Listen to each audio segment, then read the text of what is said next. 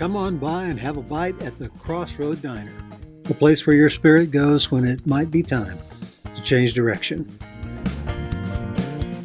Welcome back to the Crossroad Diner. Steve McCurdy here, and I've got with me today Hank Rion.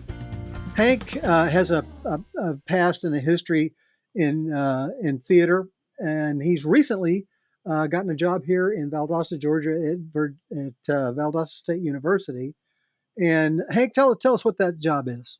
I am the artistic director of Peach State Summer Theater, and that is the official music theater of the state of Georgia. The state of Georgia, located at VSU, and I'm also an associate professor at VSU. Excellent. In theater. And you also you directed at Peach State the year before you got hired. I did. You did the Wonderettes, right? Yes. And I've been directing for Peach State for years, and even when it was Jekyll Island musical theater. Oh, really? You go back that far? In Jekyll, I was in the second company as an actor. Ooh, wow. In 91. And then I directed there a couple of times after I got my master's degree. That's fantastic. Yeah. So let's back up. The way that we do this on the diner is we go back to the beginning. Oh, okay. We start when you were 5 and wanted to be a fireman, and then we let that go, and we get up to the point where you're getting ready to move into the world. You're going to college and those kinds of things. What was your dream at that time? What did you see yourself being? When I was 5? No. When I was younger? Late high school, yeah. Okay, all right. There were two things. I knew I wanted to be involved in the movies. It was not theater at that point. I was in, we moved to Ocilla, Georgia when I was in 9th grade, and there wasn't a lot to do there. And I was in a graduating class of 40. Wow. And they all knew each other, and I didn't. And that 9th grade year, you know how awkward you are in 9th grade? Oh, gosh, yes. It was horrible. And they'd all been to school together since they were kindergartners. So it was a little crazy.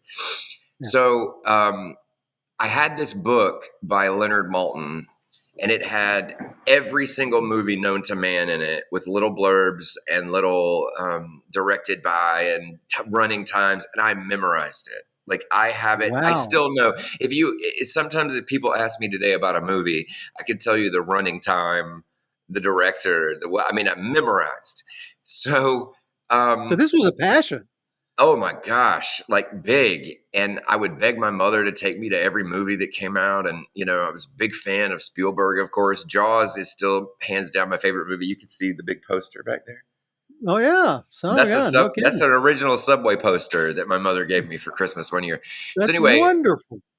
I really wanted to be a movie editor. And I wasn't sure how to do it. And then I thought, okay, I kind of want to be a movie critic. So it went through a bunch of different things. And my 11th grade year, my English teacher said, you need to audition for a show. You're just way too over the top and dramatic and probably full of ADHD that I didn't know then. Yeah. And so that's how that started. And then, yeah. Okay. But I really wanted to do something with the movie industry. All right. And then how did that evolve when you went to college? Valdosta. When I went to Valdosta State.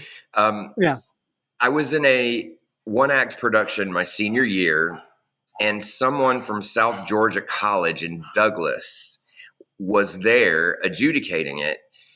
And they said, you're a great actor. And I know Randy and Jackie Wheeler, who ran the department then. And they said, if you don't go to VSU, or it was Valdosta State College then, you need to go visit with them. And I went and saw a show, Sweet Charity.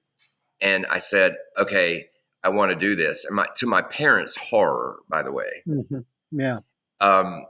Because, what are you going to do? How are you going to make that whole thing you go through in the arts.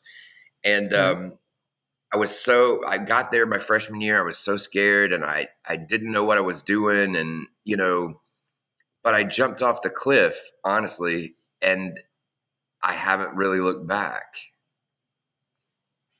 Cool. And I've been employed in this business for 30 something years. Right, and that's the remarkable thing. So you had a passion. It evolved. The industry you had a passion for, the Yes. idea of communicating and film and whatnot, evolved into theater, Yes. and you became an actor. When did you start directing? Okay. So I took Randy Wheeler's directing class and it changed my life. And I thought this is the best of every world. Yeah, And as a kid, actually, it is because for you, it gives you the editor it, control, it kind of, does. It does. and And the you, critical control. right. And the hyper focus that, Mhm. gives me something to really build. But, over the years, if I can be personal, over the years, growing up the way, I grew up in my family, I was really, they called me the quarterback.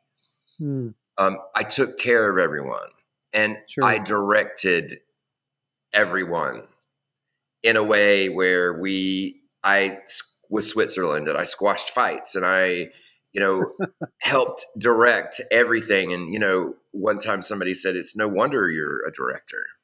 Yeah. Like, how could you not be? And so I took that class and I went up to him about halfway through and I directed a scene and he was my guru, Randy Wheeler, and still is, and Yeah. still is. Right. And he said the scene that I did from a show called Equus, which was a challenge anyway, like, Hmm. and I did that. We had a 20-minute final scene. Yeah. And he said it's one of the best scenes he's ever seen by a student director. That's And great. I said, this is what I want to do. And so the next year he gave me an actual slot on the VSU season to direct a show As a senior, as a senior. that's And impressive. yeah. And I was doing that. I was directing my show in the afternoon that was in the lab theater, the smaller theater. Right. And then I was in the musical that year, Into the Woods, that night. So I would go What'd you play? upstairs and direct and then downstairs and be in the show. So it was, we Who lived were you there. in Into the Woods? What Jack. role? Jack. Uh, Yeah, I always got the yeah. nerd parts. I always got the It's little, that's a well, the, it's such a fabulous show. it It's is a just such great a show. remarkable show. I Yeah. was in when I saw it on Broadway. Bernadette Peters was in it, Oh, you saw the and original? I accidentally got on the aisle, second row, and Oh, and I was breathing her air, oh my and God. and we get into What a the second force. act. We get into the second act, and Cinderella says, "How could you do this to me?" And Prince Charming says, "I was raised to be charming, not sincere." Yeah. And I almost stood up in the theater and said, "Dick McCurdy, that's my father." Yes, exactly.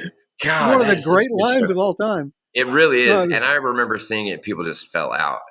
I didn't see the original cast, but I wish I would have because yeah. it was one of my favorites. It was really challenging for us as a college student to do that music. Oh, yeah. And Well, it's that Sondheim. was So in that was in 91. And when did you see the show? Was it 87, 80, I was at 85. 85? Okay, so it wasn't that far off from. Right. It was, yeah, it was right before uh, she left the show, but it was, gosh, it was so good. Oh my And it's a gosh, great it's so story and good. it's great music and it's just, there's It greatness is. all around. It was great. We had a great Um, time. you know, so, all right. So Okay. your parents were scared. How did you overcome that parental challenge? How did you have the intestinal fortitude I to did do it it. anyway? I just did it. And my Was that family typical? Was that hard for you to reach down and get? it was. Um, I was so closely tied, especially with my mother. Right. My parents were divorced by then. Hmm. Um, always had kind of a contentious kind of relationship with my father.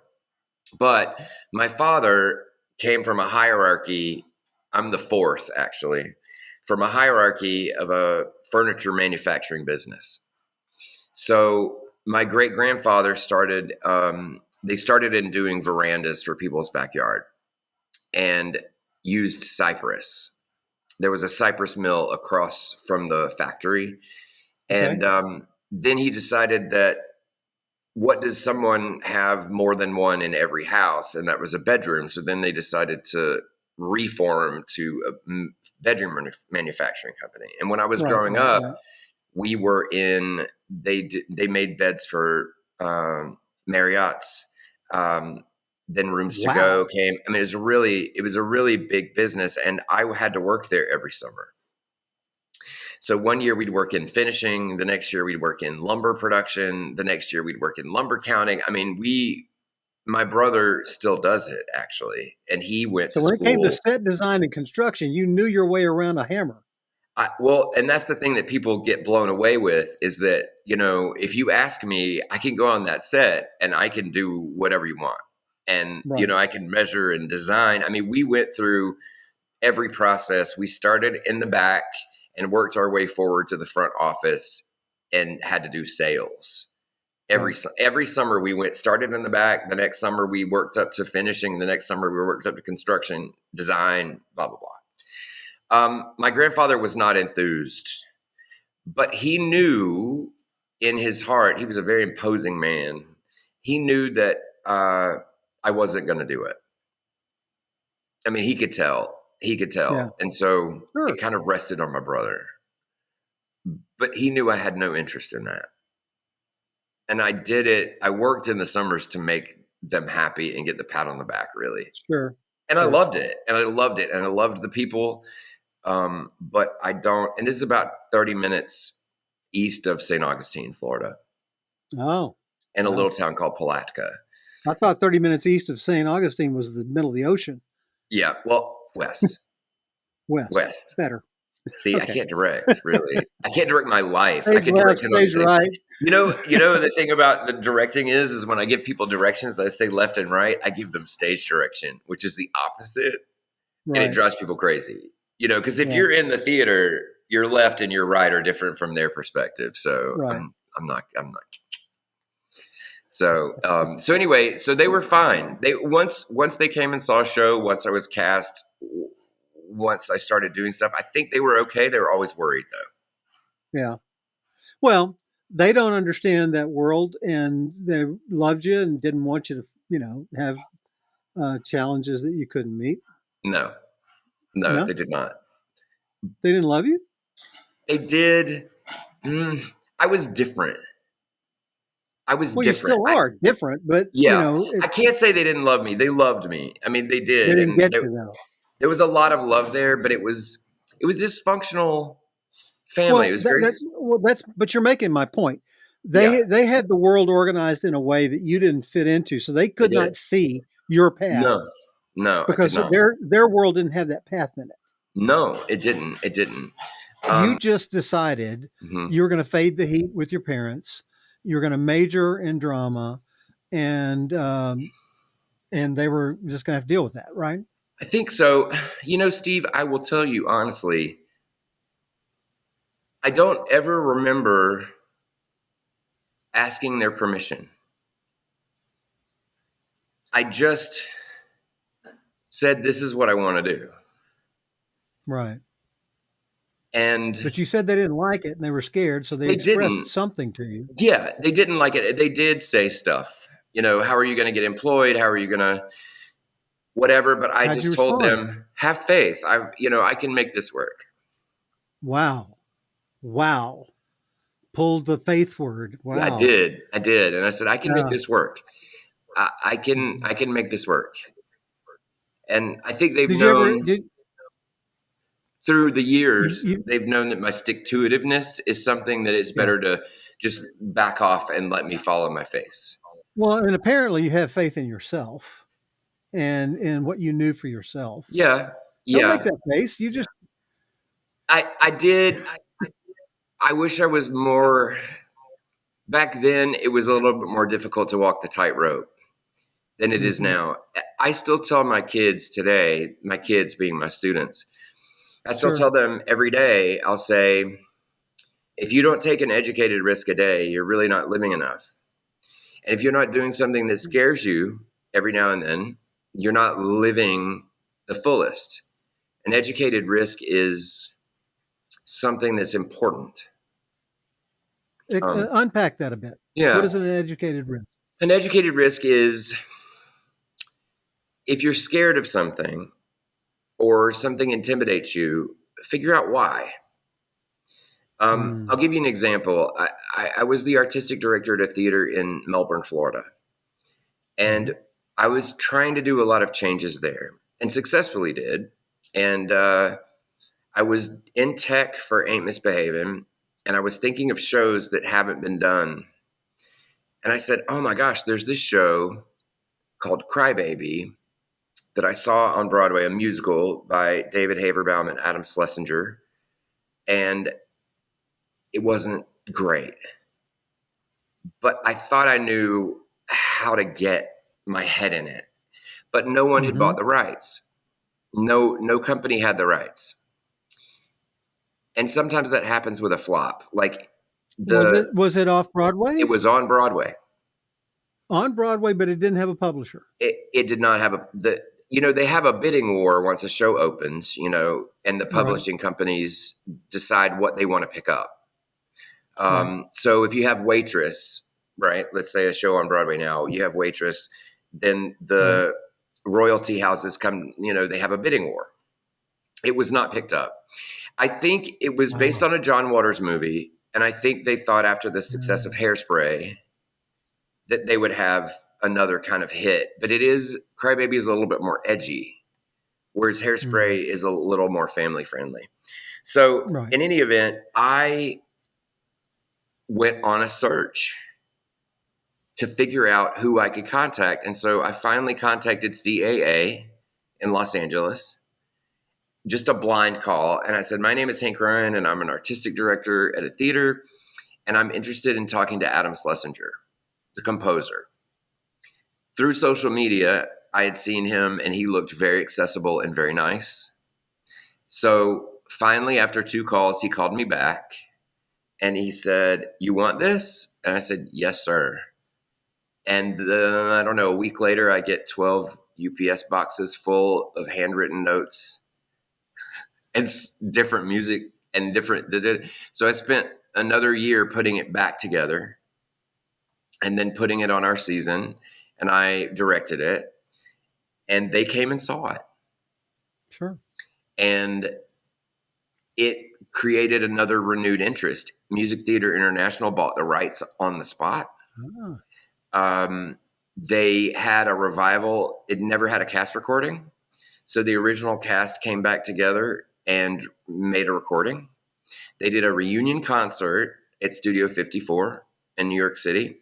And the lead, I wish I could think of her name. I'll think of it in a minute. The lead couldn't do it because she had another contract. And our lead at the Henniger in Melbourne, they asked, since they had seen her, they said, fly up and you play Allison in the revival, in the reunion concert.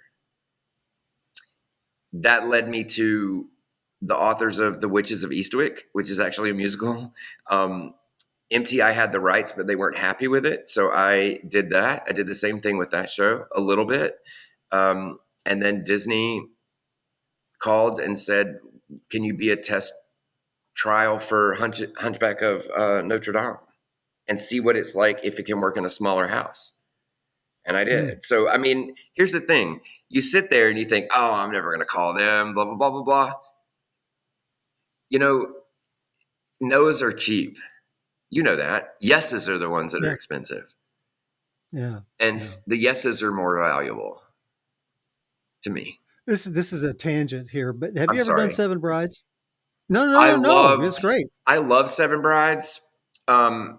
It's one of my favorites, and that movie, even with that Michael Kidd choreography and that music, is so great. I've never had a chance to direct it, and I've always kind of wanted to. Well, one of the theaters I worked in, we did Seven Brides, and it comes in with all of the changes that it's evolved through. Yeah. But it's like, here's the scene, here's a change, here's a change. You have to piece it together. It's insane. Yeah. It's not a contiguous unit. No. And people, I don't think, realize that when you're not getting like a book. You're not Yeah. getting a published piece. You're getting elements. Now, nothing like what you went through, Right. but wow. But I think Yeah, because that's what I I don't did. think people understand I don't think people understand the evolution They don't. And I think that of the workshop. and how many, and I know quite a few Broadway performers, and if they're in a new show, how many times you're rehearsing during the day and you're putting a new song in that night to see if it works. It's hard work. Mm-hmm. I knew I had 3 or 4 people that really helped me, including a music person, put all of that back together, because I would give MTI updates every day. So I would send them new harmonies every day. I'd send them new, is this work? Does that work? And then I'd go to Adam and I'd say, okay, look, does this work? Does this work? And my goal was to give them a fully complete package that they could license. Right. And Very cool. I did it. But it's that genesis of one little idea. Right. And doing it, The purpose of the Crossroad Diner, yeah, Hank, is to be an encouragement to folks who are at a place where they're trying to make what might be a tough decision for sure. them. Now, you had the kind of personality where you never asked for permission. You just started doing it. You had confidence enough in yourself. Mm-hmm. But I'm sure that you have had many, many, many students come through your doors, actors, various folks who have been at that crossroad point. Oh, yes. What kind of things do you say to them when they're struggling with those things? There's a great Denzel Washington quote, and they had asked him a question that you asked me, and it was, what do you see yourself doing if you hadn't come into this? And he said, I didn't see myself doing anything else. I tell my students, this is one of the hardest businesses in the world. Right. Especially for actors. You're judged. You're being judged based on talent, maybe looks. You don't know what a director is thinking. What I tell them is that if they dig deep enough and they are strong enough, what have you got to lose? Try it. Have a backup. If you can get your master's, you can teach anywhere. But I never wanted to be the person that sat at home at now 52 years old and thought, oh my gosh, I wish I would have done that. Yeah. That's one of the things that I'm trying to work. I spent 10 years out of the business because my support system said, no, you're not doing that. Right. And I listened to them. Yeah. And I got to the place where I said, I'm doing okay in the world, but I'm not having any fun. Mm-hmm. And I don't like this. Yeah. And if I'm going to be miserable, I'd rather be miserable doing something I enjoy than something that I don't enjoy. And so I stepped into it, and it took me a while to ramp back up because I was pushing 30 when I said, I've got to go my way. Mm-hmm. I don't want anybody to go through that, because you are resilient. You're more resilient in your late teens, early 20s than you're going to be in your late 20s, early 30s. Yes. And you can take those hits and roll with it and adjust. Anyone can at any point in time. Yeah. But it gets tougher the longer you go down. As you get older, you get more and more resistant, right? And harder. And there's a wisdom that accrues, of course. But what's important to me is that folks go, if I don't try this, I will die wishing I had. And if I do it, the worst that's going to happen is I got to work through some tough stuff. Regret's the and worst. No matter what you're doing, and no matter what you're doing, you're going to work through tough stuff. I mean, if you go the way you want to go, it doesn't matter. It's going to be rough. Yeah. It's always going to be challenging. It will. So, that's I had. Are you familiar? There's a writer. Golly, I just went blank on his name. Well, it must be the call. It's the Bulldog. That's what it is. That Bulldog. Hey, let's blame him for everything, please. He wrote a book called A Writer's Time, and he was a professor at UCLA, and he saw all these kids graduating that didn't know their rear from third base, right, and becoming successful in the movie business. He said, well, it can't be hard because I know that kid is not very bright. right. So he went into it to try to figure out. And so he kept getting asked when he was speaking, there is no ladder to success Mm-mm. in the arts. There is in accounting and medicine and Yep. all these other things. You do this and then you go there. Yep. And he said, well, yeah, there is. It's the same ladder as all of them, Mm-hmm. only it's a little more generic. Mm-hmm. He said, there's 4 things that you need to succeed, and you control 3 of them. The first is persistence. Mm-hmm. Keep showing up. The second is know people who can hire you to do the thing you want to It's do. a big part. Yeah. The third is be a joy to work with. He says, if yes. and you control all of those, and if you do any of them, at some degree, you're going to be successful. Yes. The fourth thing that impacts your success is talent. Mm-hmm. You can't control it, and it doesn't determine things. Does not. There are no talent people in charge of studios. Oh, yeah. And there are highly talented people sitting in Valdosta, Georgia, wishing they could get a role. Oh, yeah. So, yeah. But it will amplify the work you do on the first 3. It's so true. And I've always thought, and that's true in any field, but it's absolutely essential in the arts because that's all you got. Well, I tell my students all the time, and it's like the kids that won't listen to their parents, and I love their determination, but I think logistically this business relies on who you know and how you are to work with. Yeah. And I think COVID did us a great disservice in the arts, in that it led to a disconnect. Yeah. And it led to structure. Like, you have to work, to do this. And I think having to retrain that part of all of our brains has been very hard for us, especially the last couple of years. I can't say it's just COVID. When you have a YouTube star that, eats cereal and makes millions of dollars, who wants to work? Like, what do I need to work for? But, you're trying to retrain that kind of your kind of brain, and trying to instill that in them. And I will get a call invariably at least 3 times a year from students I've had 10 years ago to whatever. And they'll say, oh my gosh, I wish I would have really listened to what you said, Yeah. And it makes me feel good regardless. I just, I was like, let me save you the potholes here, Yeah. Now, VSU is very, very alumni oriented. Very. And I would imagine that you guys bring back graduates to tell the war stories and to kind of plant some of those seeds. We do. And also we're, very lucky in that a lot of our students are working all over the place in different parts of the entertainment industry. And our goal at VSU is to introduce them to those alumni, because you have to learn how to market yourself, and it is who you know, right? And how you treat them. And you felt like, you've been in this industry. You felt like when you sit on your sofa, what have I done? You know what I mean? It's a horrible feeling. And can I tell you a quick story? Please. Okay.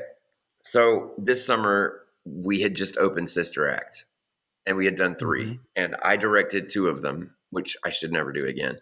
But I directed the 2 big ones, Cinderella and Sister Act.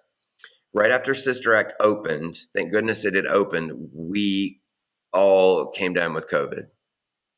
I think we had 62 in the company. And I think 40 of us got COVID. So we had to put the season on pause, which was horrific for me because it was my first season. Sure. And I sat home, and you know what it's like when you work on a play, and then all of a sudden it goes away, and then you're like, what do I do? Right? So it's like drinking out of a fire hose and then waking up in a desert. It is. It's horrible. And it's like, I call it my postpartum. Yes. And as a director, it's worse because you don't have anyone behind you. You're the safety net for the actors. and they get all the praise, you know. And as a director, I would tell kids that want to go in directing, I say, it's great, but it's horrible for your ego. You are never going to get, the attention will not be on you. And a good director, the attention should never be on them. It should be on, now it'd be invisible, what you put on the show, on the stage, right? Right. So anyway, I'm sitting home and I'm outside and I had my laptop and I can tell you this in a literal sense. I picked up, one of the actors was staying with me, Shane Frampton. She played the fairy godmother, and I did a production of Cinderella with her 30 years ago where she played the fairy godmother. And I called her on the phone. I said, we're doing Cinderella. It's my first season. You need to be down here for me. So she came down and she played the Mother Superior and Cinderella, the fairy godmother. So she saw me outside and I was just typing, furious. And it just came out of my brain. I wrote a play in 3 days. Ooh. It was about my family, about my father, especially my relationship with my father. My father was an alcoholic. And towards the end, it got really bad. And I was the caretaker of the family. And I can tell you, it just poured out. Yeah. I let one person read it that knew me. It's very personal. And they said, oh my gosh, you've got something here. So I rewrote it again, rewrote. And I decided to send it to a theater company in DC. Immediately they respond and want the whole thing. So I don't know where that is, but I have a contact with the playwright Craig Lucas. He wrote Reckless, Prelude to a Kiss.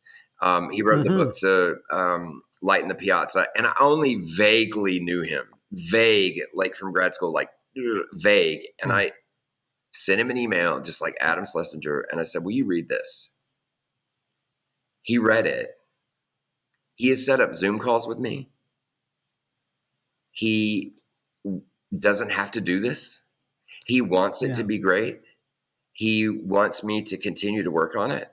And when a Tony Award winner is taking their time out to work with you on it, and when they say things like profound and astonishing, listen up.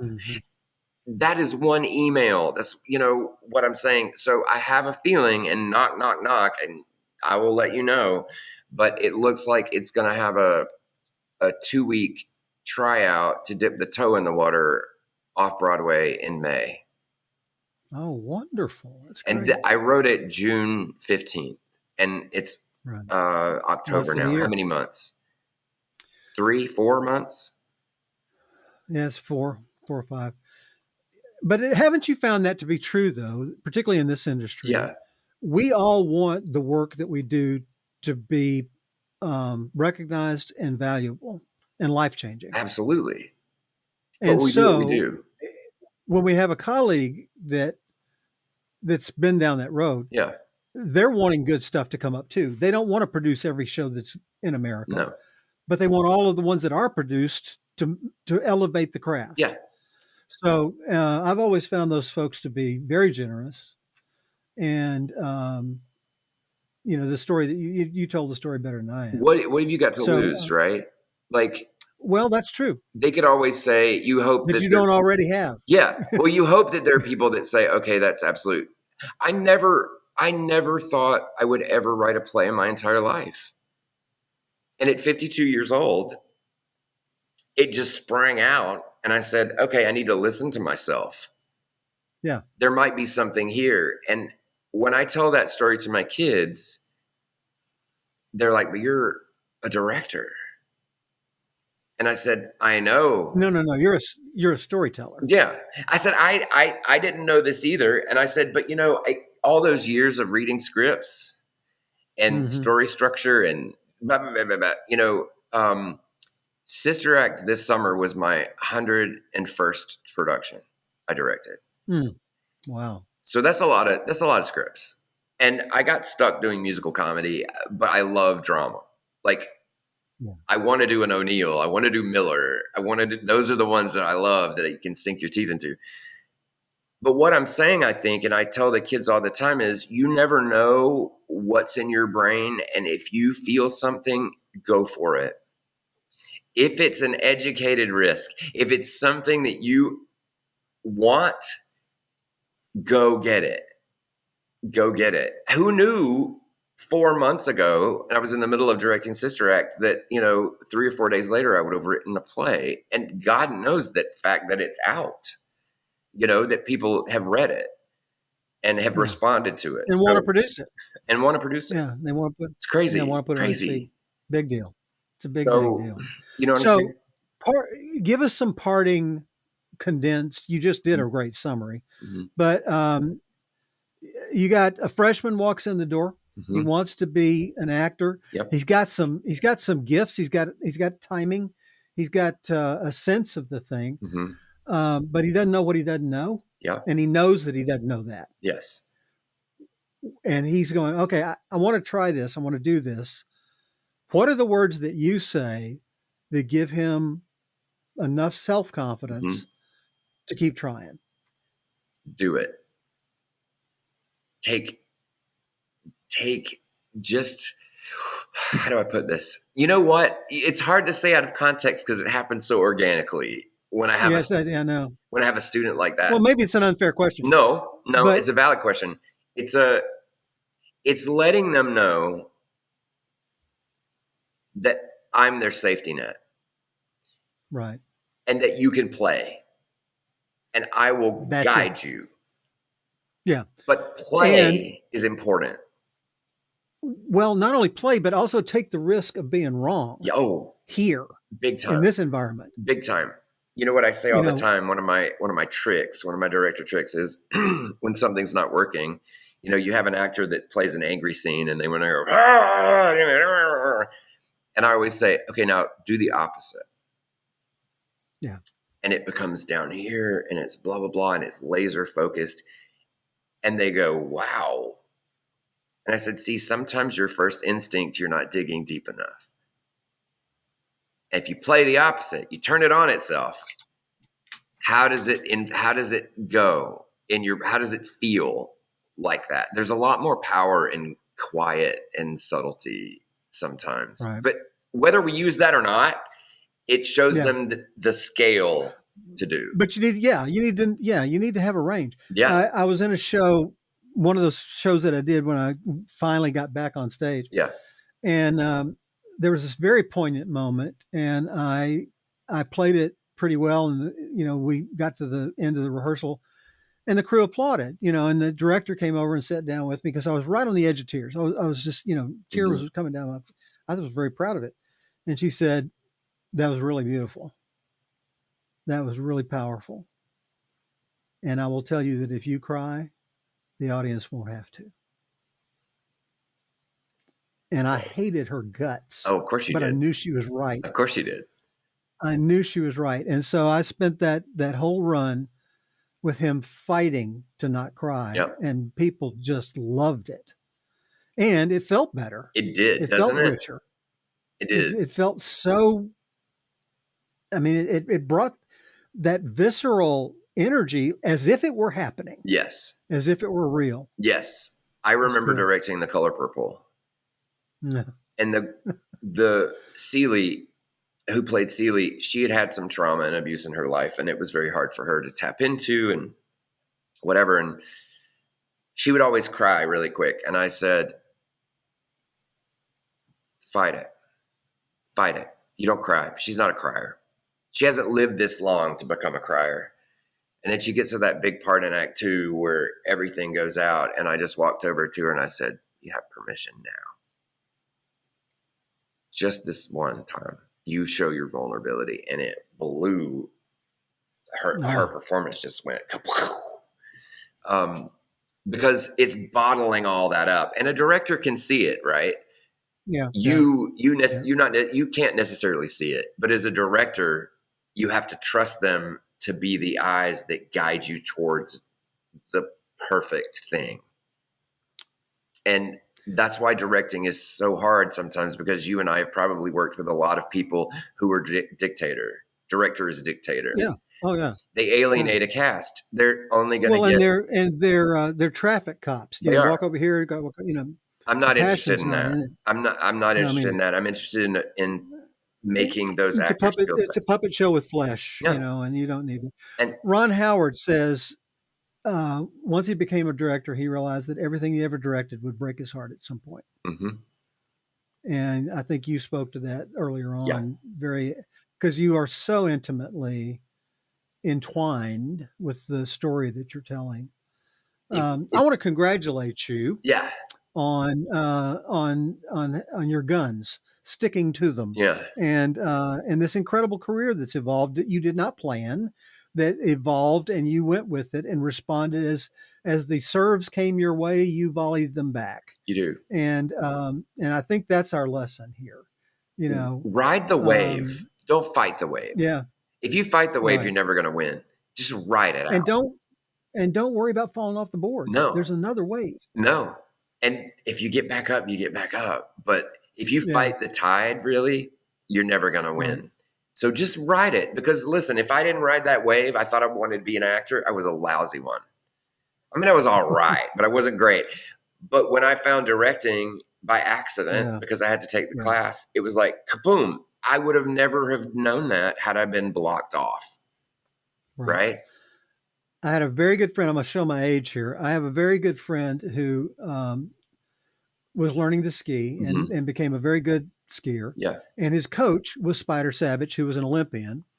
And he ran into him in the lodge one afternoon and said, "Man, I had a great day. I didn't fall down once." And he said, "So you never tried anything new today?" Yeah. God, that's the best. And he said, "Yeah." I'm going to use. I'm stealing that. So. Okay, you can. That's my gift to you. I'm stealing it. Yeah, I'm stealing it. That's the best. That sums up everything that we've talked about into one thing.